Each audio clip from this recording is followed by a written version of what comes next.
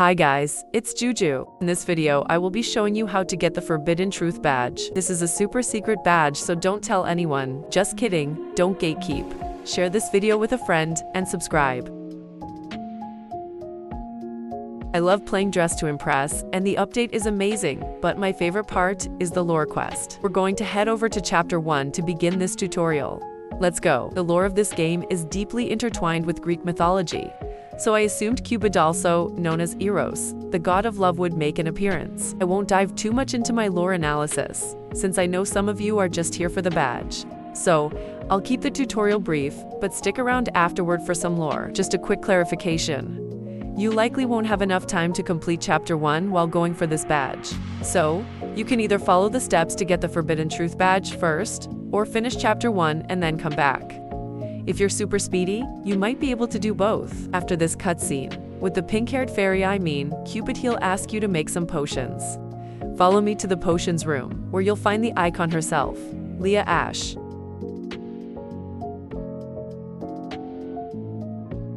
Quick pit stop. If you look behind this Noctober bookshelf, you'll find a note written in Morse code. More on that later. Now, let's move on. Once you enter the room, a cute cutscene will play. Can we talk about how adorable Leah's avatar looks?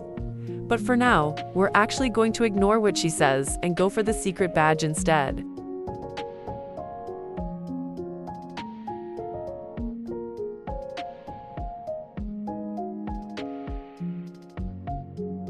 The first step to earning the badge is turning on all the lanterns around the room.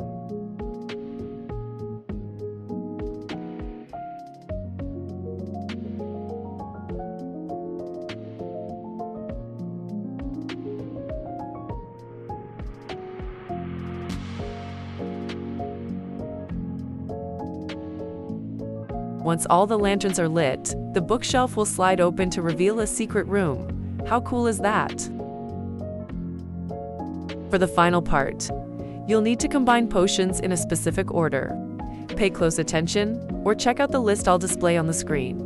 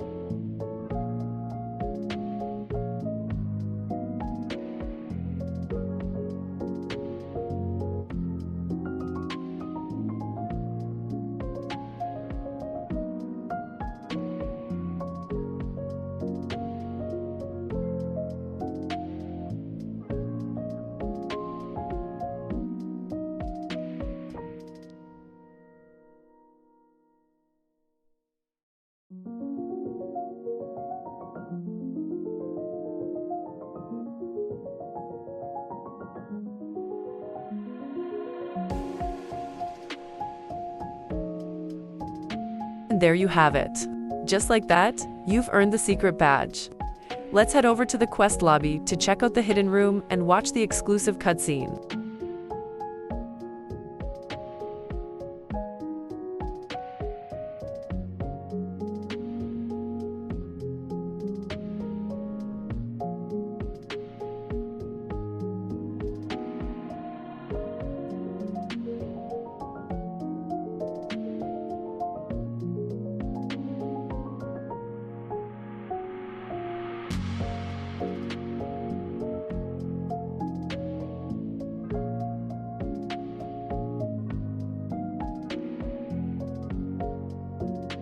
That scene is intense. Now, let's dive into the lore portion of this video.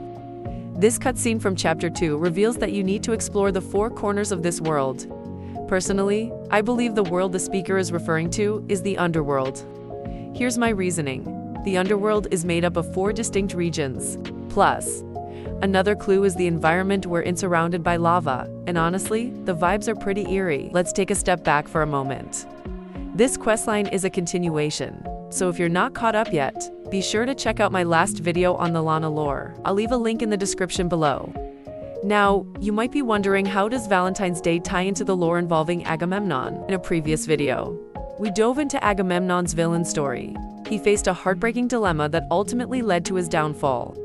He was forced to sacrifice his daughter to sail to Troy, where the Trojan War unfolded. This all traces back to the myth of the Golden Apple and the judgment of Paris. At a wedding celebration, goddesses Hera, Athena, and Aphrodite were each offered a golden apple, with the inscription "to the fairest." Naturally, each goddess claimed it for herself, leading to a fierce dispute. To settle the matter, they turned to Paris, a Trojan prince known for his fairness.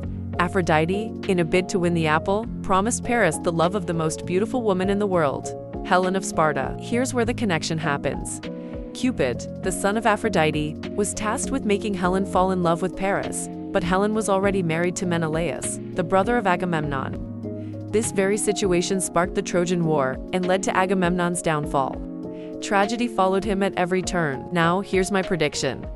I think Cupid will play the role of an antagonist in the Dress to Impress lore questline in the next chapter. And despite Agamemnon's wickedness, I've got to side on his side for this one. Okay, so just to clarify, this isn't exactly the Dress to Impress lore, per se. I'm pulling clues from existing Greek mythology to tie it into the Lana lore, which, as we know, is already based on Greek myths. In Chapter 2, we get a glimpse of familiar items scattered across the map. One scene that really stood out to me was a table with a name card bearing Agamemnon's name. On the table, there are apples, an arrow, and another name card with the letter L, which I'm assuming stands for Lana, on the ground. Earlier, we saw Lana in a sweet moment, admiring couples and looking at them longingly, before she glances down at a photo of herself and Julie. Honestly, I don't know what to expect in the next chapter of the questline, but based on the existing Greek mythology, I have a feeling history might repeat itself. I'm really curious to see where Lana fits into all of this. Given the Greek mythology inspiration, it's possible Lana is meant to represent a modern-day version of Helen of Sparta.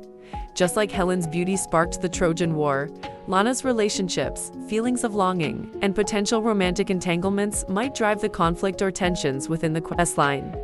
Her connection to Greek mythology seems to be deepened by the symbols and references around her, like the photo of her and Julie, which might hint at complicated relationships. Since Cupid is the son of Aphrodite and plays a crucial role in the Trojan War narrative by making Helen fall in love with Paris, we could see a similar dynamic in Dress to Impress. Cupid may not be a direct antagonist, but it's possible that Lana's romantic destiny might be influenced by some higher, more mystical force. I'm really curious to see how the mythology will evolve in the game's world, especially with Lana's role in it. If history truly repeats itself, what dark twists could await her?